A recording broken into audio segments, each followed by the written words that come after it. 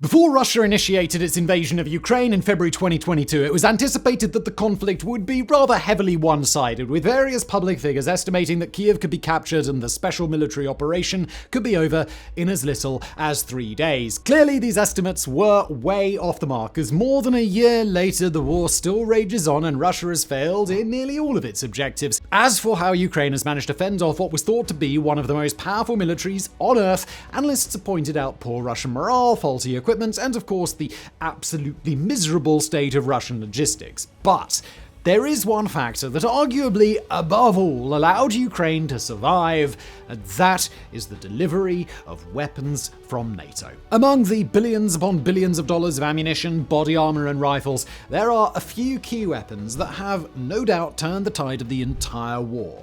And here they are.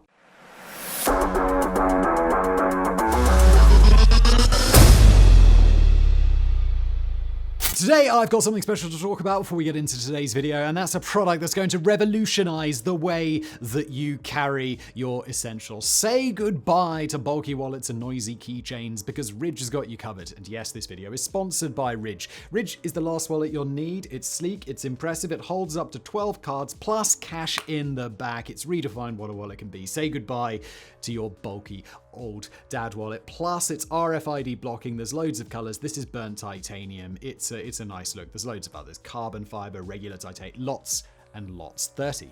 In fact. And then there's the Ridge key case. Say goodbye to super bulky keys. This is like the Swiss Army knife of keys. It holds 1 to 6 of them. I've got 4 in here, perfectly slim.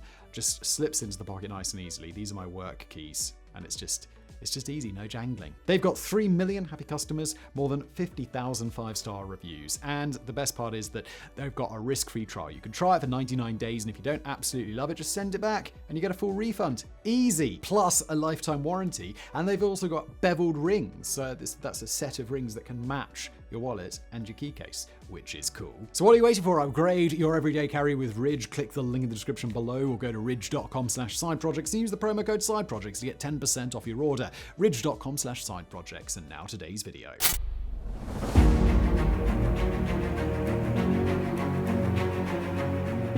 Developed and produced by the United States, the M142 High Mobility Artillery Rocket System, or HIMARS for short, is certainly among the most influential weapons of the entire war. Make no mistake, multiple rocket launch systems, or MLRS, are nothing new. In fact, Eastern Europe is where they really took off in the first place with the introduction of the Soviet Katyushka in World War II. Mounting missile launching rails to the reliable mobility of a truck turned out to be an incredibly powerful idea, and it quickly caught on around the world. Today, Russia has the largest stockpile of MLRS with nearly 4,000, but forget sheer numbers because the HIMARS stands out from the rest of the world's weapons systems. The secret to its strength lies in its surgical accuracy. When fired at a frankly absurd range of 186 miles or 300 kilometers, a GPS-guided missile from the HIMARS system can strike within just a single meter of its target. This ensures not only that the target is most certainly annihilated, but also that it doesn't take very much ammunition to get the job done. Contrast this with the traditional Russian MLRS, such as the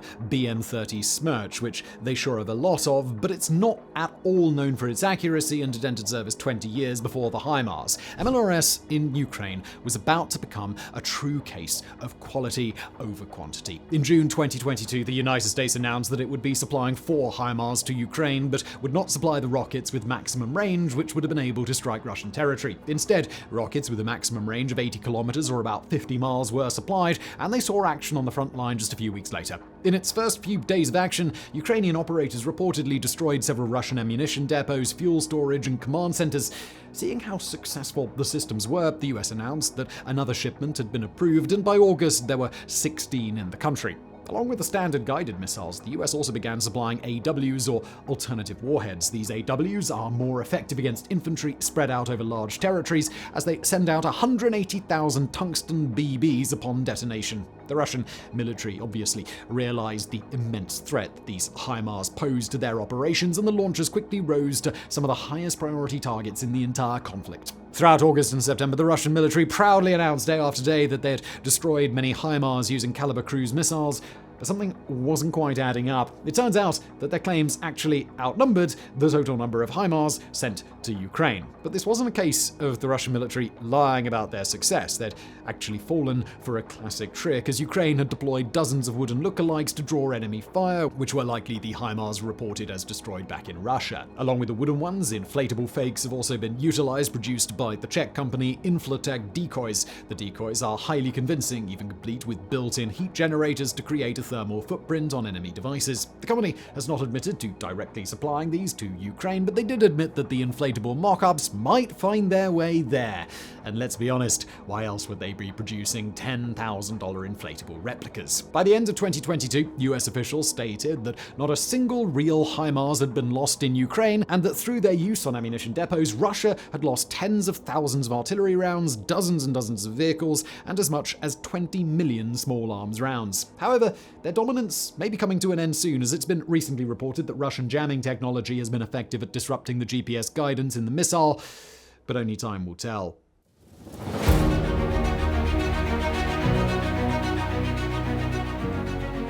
One very unique aspect of the war in Ukraine is the extensive use of drones by both sides. In modern war, drones of all sizes and price ranges have turned out to be highly effective weapons, able to deliver lethal packages with little to no risk to the human operator. On the Russian side, there has been heavy use of Iranian-made Shahed drones, colloquially called kamikaze drones because, like a kamikaze, their explosives are built into the airframe, designed to explode when the drone dives directly onto the target. These have been used as a relatively cheap way to target Ukrainian infrastructure, especially power plants. But other than bombing civilian targets, their use hasn't made that much of an impact on the war overall. But the same can't be said for drones used on the Ukrainian side, specifically the Bayraktar TB2. Designed in 2014 by Turkish company Baykar, the Bayraktar is among the most advanced and lethal combat drones on the planet. With a price of around $5 million, they're about a sixth of the cost of the more famous American MQ-9 Reaper drones, making it an affordable option for interested buyers, Ukraine of course being one of the biggest. In 2019, Ukraine purchased 12 TB drones as part of an effort to modernize its military and announced its intent to purchase even more. When the Russian invasion began, these drones became invaluable assets, harassing Russian forces on every front. Their relatively slow speed and small size made them difficult to quickly spot on radar, and their ability to be launched from any road ensured that they could get as close as possible to the target without being detected. Footage released from the Ukrainian armed forces shows Bayraktars destroying Russian artillery, multiple rocket launch systems, surface-to-air missile systems, and even disabling tanks. On the famous Snake Island, a drone destroyed a Russian Mi-8 transport helicopter as it was landing, and then proceeded to destroy the island's anti-aircraft system as well, paving the way for a Ukrainian jet to launch bombing runs on the island without resistance. They also proved to be crucial in harassing that massive Russian convoy that appeared north of Kiev during the opening weeks of the war, the one that was dozens of kilometers long but ran out of fuel and food long before they made it to their destination.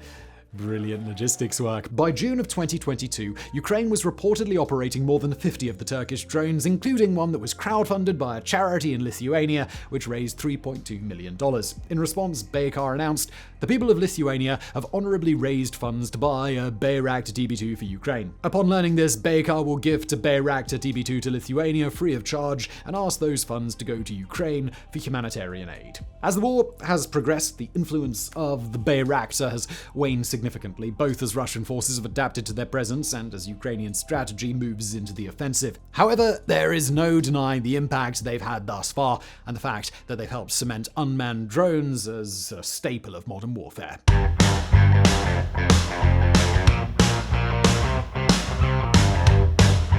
Of all the weapons delivered by NATO that have influenced the war in Ukraine, arguably none made an impact as shocking as the variety of shoulder-fired missiles. Let's start with the anti-tank variety, and up first, the N-Law. Developed by Sweden and the UK, the N-Law is a single-use anti-tank rocket launcher that is versatile, easy to use, and deadly as hell. When used against armored vehicles, the warhead detonates in what is known as an overfly top attack, exploding about a meter above the target thanks to proximity and magnetic charges. During this detonation, the second phase is also initiated, with a second set of charges striking downward and into the top of the tank with the ability to penetrate up to 500 millimeters of armor. And learning to use the N-Law is nothing short of child's play. Simply track the enemy vehicle for 3 to 6 seconds, allowing the onboard software to set up the proper trajectory, fire the rocket, and you're done. It can be used effectively after just a single training session, and because it's a fire and forget system, the operator doesn't need to remain exposed after launch. It really has no drawbacks. It's quick to deploy, it's easy to use, and it's absolutely effective. It can be fired from behind cover, from a window,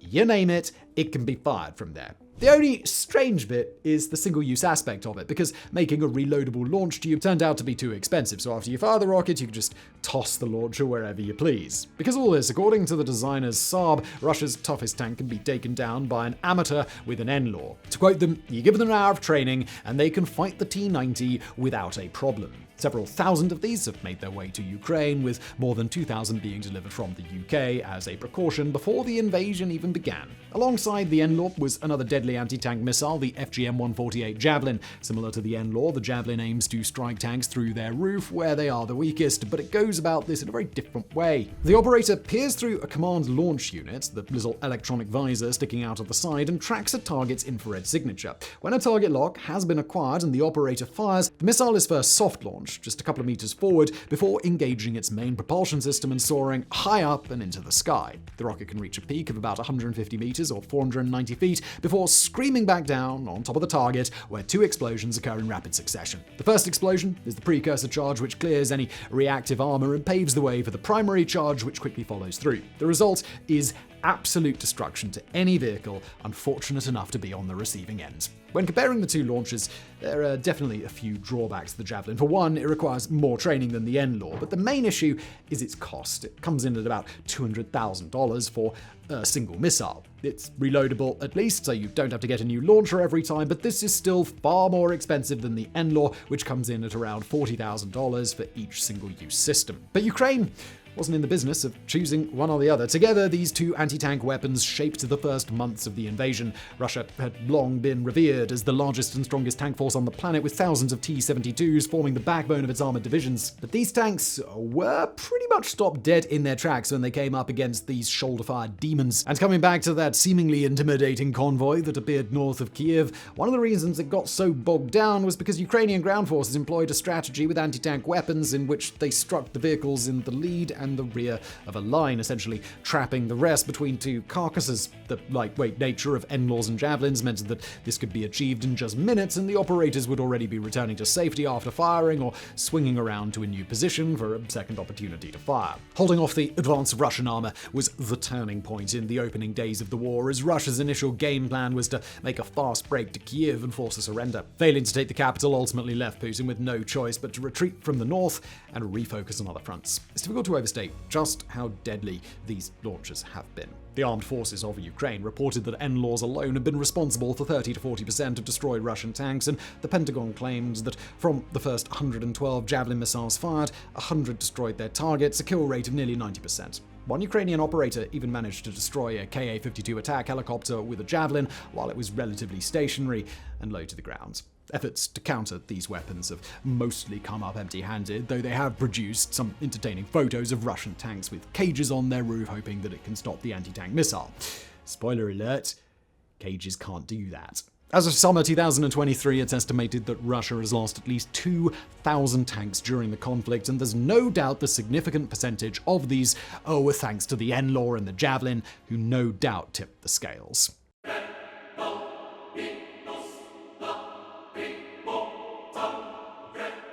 So, as the war continues deeper into its second year at the time of recording, it sadly seems that an end to the conflict is just nowhere in sight.